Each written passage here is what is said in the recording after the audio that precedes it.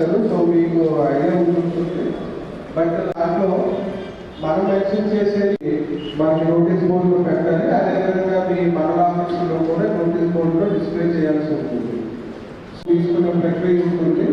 So ముఖ్యంగా few tips. ఒకటి, ఫస్ట్ది మీరు ఫస్ట్ మీ ఎంపీడీఓస్తో డిస్కస్ చేసుకొని ఆ వెన్యూ అనేది ముందే ఫైనలైజ్ చేసుకోండి.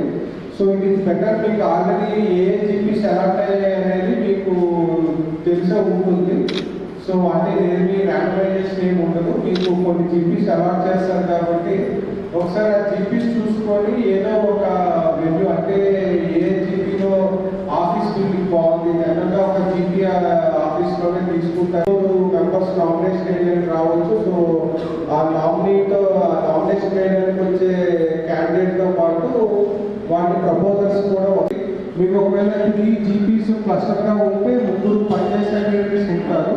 సో ఆ ఈచ్ జీపీ సంబంధించిన అంటే ఏవైతే నామినేషన్స్ వస్తాయో మన సీరియల్ నెంబర్ వైపు నామినేషన్స్ తీసుకుంటాం. అండ్ విత్డ్రాలో ఇంకొక మెయిన్ విషయం, విత్డ్రాలు ఏదైనా క్యాండిడేట్ అని ఇవ్వచ్చు, ప్రపోజల్ అని ఇవ్వచ్చు. దీంట్లో కూడా సేమ్ కదా. సో ఆ ప్రపోజల్ ఇంపార్టెంట్.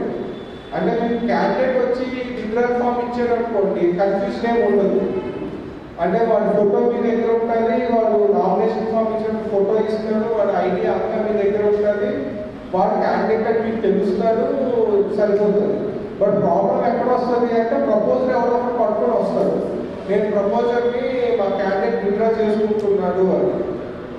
ఆ ప్రపోజల్ వాడు జెన్యూనా కాదా అనేది తెలుసుకోవాలి. అంటే అప్పుడు ఎన్ని నామినేషన్స్ వచ్చాయి, క్యాండిడేట్స్ ఎన్ని అని. అంటే ఇప్పుడు ఒక క్యాండిడేట్ 4 నామినేషన్స్ వేయవచ్చు. ఇక్కడ నామినేషన్ ఇచ్చినప్పుడు ప్రిలిమినరీ స్క్రూటినీ